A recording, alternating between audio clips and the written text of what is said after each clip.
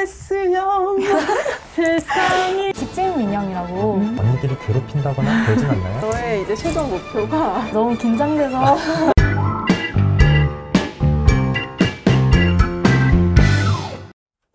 이제는 도시재생이 대세.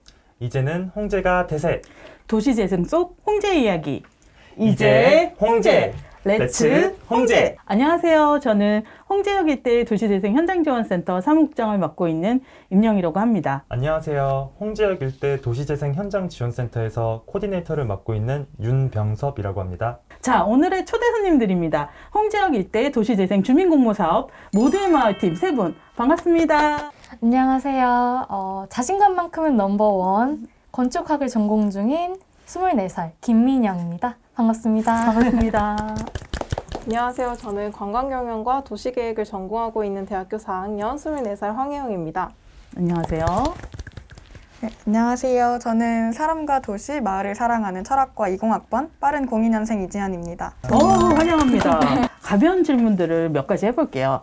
이렇게 세 분은 원래 다 아는 사이신가요? 아니요. 저희는 원래는 다 모르는 사이인데 모두의 마을 활동을 하면서 친해지고 또 같이 활동을 하고 있습니다. 그러면 지금 민영 씨랑 혜영 씨께서는 동갑이신 거고 지현 씨께서는 막내이신 건데 네. 혹시 좀 언니들이 괴롭힌다거나 그러진 않나요? 네, 오히려 텃세나 이런 건 전혀 없었고요. 네, 오히려 언니들이 수평적인 분위기에서 편하게 지낼 수 있게 해줘서 저도 더 편하게 언니들 믿고 활동할 수 있었습니다. 아, 그러시구나. 그럼 막내인데 오히려 더 대접받는.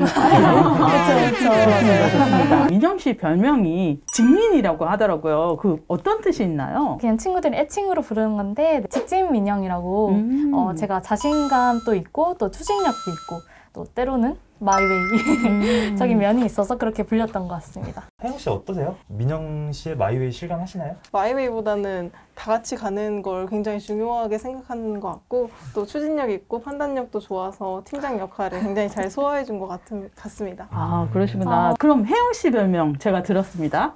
에어른? 저도 에어른이라는 소리를 가끔 듣는 사람으로서 이런 분들이 보통 시골을 좋아하시거든요. 저의 이제 최종 목표가 네, 시골에서 유유자적 선비처럼 사는 게 목표입니다. 저랑 같네요. 저도 은퇴 후에 그 서핑 타는 할매라고 찾아오시면 됩니다. 그리고 지현 씨는 전공이 철학이에요. 철학과 도시, 또 도시와 철학. 이게 약간 서로 어울리지 않는 것 같으면서도 또 어울리는 것 같아요. 이 철학과 도시, 이 두 가지 사이에 공통점이 있을까요? 네, 철학과 도시의 공통점이라 생각했을 때 제가 생각했을 때는 모두 사람에 관련한다는 점이 공통점인 것 같아요. 그 도시는 바라보는 관점에 따라서 물론 다를 수가 있겠지만 그래도 사람들이 살아가는 곳이라는 점에서 사람에 대한 이야기거리가 많고 또 사람들이 일화를 담고 있는 곳이라 생각해요. 그리고 철학은 그 자체로 이제 본질과 사람에 관한 학문이라는 점에서 아무래도 도시와 철학은 사람이라는 소재로 연결되는 것이 아닐까 싶습니다. 세 분이 모두의 마을이라는 팀원이신데 대체 모두의 마을 뭔지 궁금하거든요. 듣다 보면 그 게임 이름이 생각나는 것 같기도 하고 저희 센터에서는 아직도 모두의 마을이라고 부르시는 분들이 아직도 계시거든요. 네, 맞습니다. 네네네. 사실 노렸는데 지역사회 공동체의 가치를 높이기 위해서 프로그램을 기획하고 실행하는 청년 도시재생 연합단체인데요. 도시와 마을에 관심 있는 대학생들이 모여서 지역 현안과 공동체에 대한 고민을 나누는 그런 일을 하고 있습니다. 쉽게 말하자면 도시재생 대학 연합동아리 약간 이런 걸까요? 네, 맞습니다. 모두의 마을을 조금 공부를 해봤어요. 그랬더니 모두의 마을은 팀원들을 이제 모을이라는 이름으로 부른다고 하던데 이게 혹시 어떤 뜻을 가진 애칭인지. 모두의 마을에서 사실 따온 이름입니다. 모을이라는 것에 큰 의미는 사실 없고요. 모두의 마을을 중심으로 활동을 하는 또 마을의 이야기를 하는 우리 모으리들 이런 슬로건을 갖고 있습니다. 모으리들은 구체적으로 어떤 활동들을 하고 있나요? 활동 같은 경우는 크게 두 가지로 나뉘는데요. 주민 활동과 줌아웃 활동으로 나뉩니다. 주민 활동 같은 경우는 지역의 문화, 관광, 역사 그리고 사람에 집중해서 지역 프로그램을 기획하고 활동하는 그런 프로그램입니다. 줌아웃 활동 같은 경우는 외부에 또 저희 동네를 홍보하는 콘텐츠를 만드는 그런 활동입니다. 그러면 모두의 마을은 이제 홍제동에서만 이루어지는 활동인 건가요? 홍제동에 국한되어 있는 활동은 아니고요. 저희는 모든 전국에 있는 도시재생 지역이라면 어디든 대상지가 될 수 있다고 생각을 하고 활동을 하고 있습니다. 특히 홍제동의 경우에는 저희 2기로 진행되었던 대상지 중에 한 곳으로 네, 선정되어서 그렇게 활동을 했습니다. 지연 씨, 먼저 선배로서 홍제동은 뭐뭐다라고 이렇게 한 문장으로 소개한다면 철학적으로 부탁드립니다. 철학적으로요?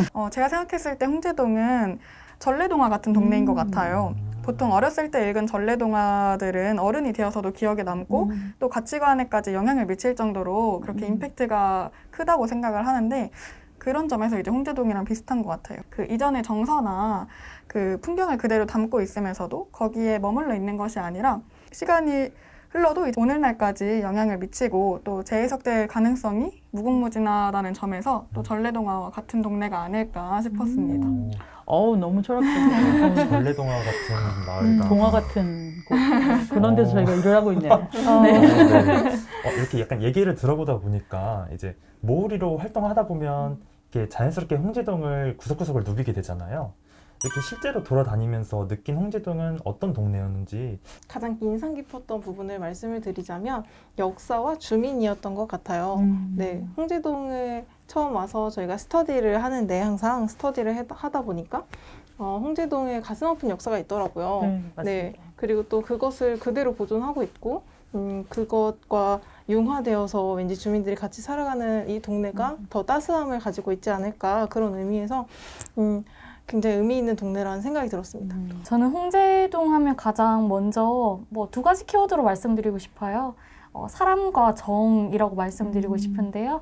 저희가 요즘 신도시를 가면 가장 먼저 보이는 게 삐까번쩍한 건물들이잖아요. 맞아요. 그래서 건물들이 사람 시선을 사로잡는데 이상하게 홍제동에 오면 사람들을 바라보게 되고 사람의 표정 그리고 행동을 관찰하게 되더라고요. 그러다 보니까 조금 더 주민들에게 관심이 가고 애정이 생기고 따스한 시선으로 바라보게 되지 않았나 이렇게 생각합니다. 최근에 홍제 플로어라는 사업을 진행한 적이 있다고 하셨잖아요. 그러면 그 사업에 대해서 좀 소개를 부탁드리겠습니다.